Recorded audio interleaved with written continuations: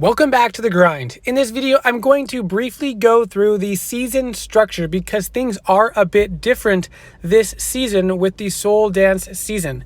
I will briefly allude to a couple things about how to get a mythic this season, but my official how to get a mythic free-to-play video will be a little bit delayed because I need to make sure that I look through all the branches and where the keys fall. It will be similar to the Lotus Bloom season because we do not have a week 6 discount anymore, but the prices are a little higher and so things might be slightly different. So first of all, with week 1, we have access to the mythics, which you could get up to one of them within the first 3 weeks of this season.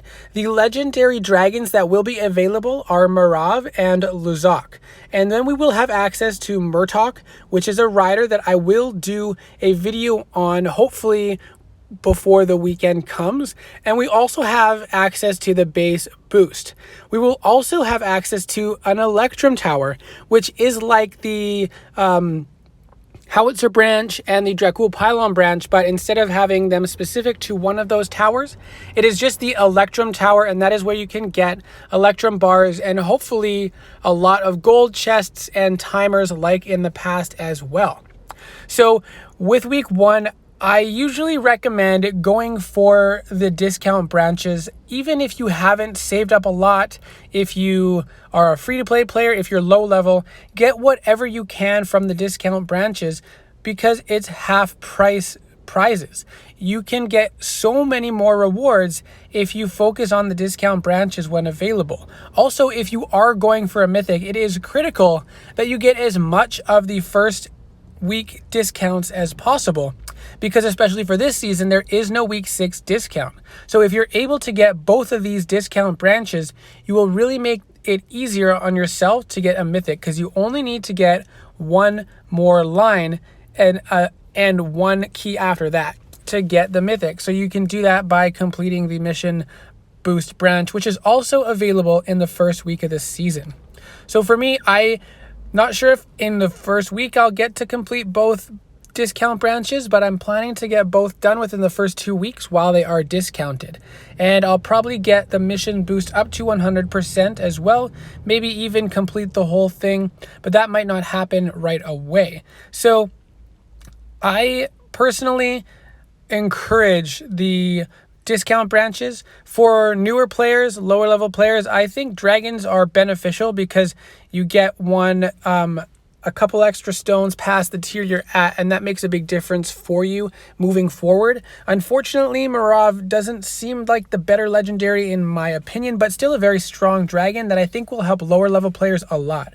For higher level players, I don't think Marav will be very good for hitting stronger bases, but hitting at tier should be very easy to clear bases. Luzak is a dragon that I wish was discounted actually, because as far as warriors go, this one is actually pretty fun and strong. Murdoch, again, I'll talk about in another video, but it's not discounted, so I don't recommend most players getting it in the first couple weeks of this season anyways. And then the base boost branch is more important for higher level players. It makes your base stronger as well as gives you a lot of progression resources. So that's also very beneficial for lower level players once they're getting to the point where the base gets more expensive. Now, at least for me, I didn't find it too much of a problem with progression resources until past level 150 or 200. And then really it becomes a problem at around 300 to 400. So if you're really early on in the game, you might not need to worry about this one as much. And then the Electrum Tower, it's not discounted, but it has a load of great prizes in it. So that's something to consider down the line throughout this season. But again, week 1, go for those discounts as best as you can. Get as much out of it as you can during those first 2 weeks because it will really benefit you overall. Next, with week 3, we have the release of another branch, which is the Resurrection branch, which most of you probably voted on. I still didn't get the survey, so I didn't get to vote on this dragon yet. At least I think it might even be done. But with this branch, the first 2 weeks of its release will have 20% boost in the rewards. So instead of claiming 10 gold chests, you'll get 12 gold chests. Instead of 1,000 elemental embers, you'll get 1,200 elemental embers. So the prizes are more valuable only for the first 2 weeks to really incentivize people to get those lines as soon as possible rather than hoarding to the end of this season. Now, for most players, I don't think this branch is going to be worth getting because the dragons that they allowed for the most part are not really relevant for the current state of the game, but it does give a nostalgic feel to those who really like those dragons, who saw them but never had the chance to get them. And we'll have to see what the rewards are like in there, but you should be able to get keys from that branch. But now that I think about it, I never did receive official confirmation about that, but they should be in there as well. And just to highlight and clarify, to get a mythic, you need 19 keys, and each branch has 6 keys. You don't have to get all 6 keys from a single branch because they are spread throughout the line. And I'll talk a bit more in detail about that in my How to Get a Mythic This Season video, which will be coming out later. Week 6 will have the introduction of the Wave 2 Rider as well as the Wave 2 Dragon, and both of those will also have 20% boost in prizes for the first 2 weeks. Now, if you didn't notice, the cost of each line did go up a little bit. I think they went up about 500 sigils, maybe 1,000 sigils, which is a small increase. But definitely over time, this is going to make a big difference and get harder and harder for the lower level players. So I'm kind of sad that they removed the week 6 discount, because that kind of sucks for the lower level players.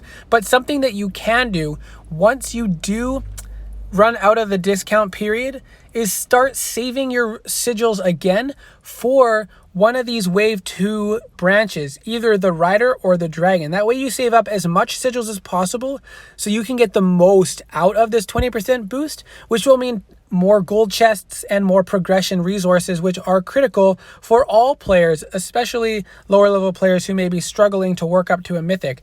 But getting as much as you can out of these boosts is going to be key.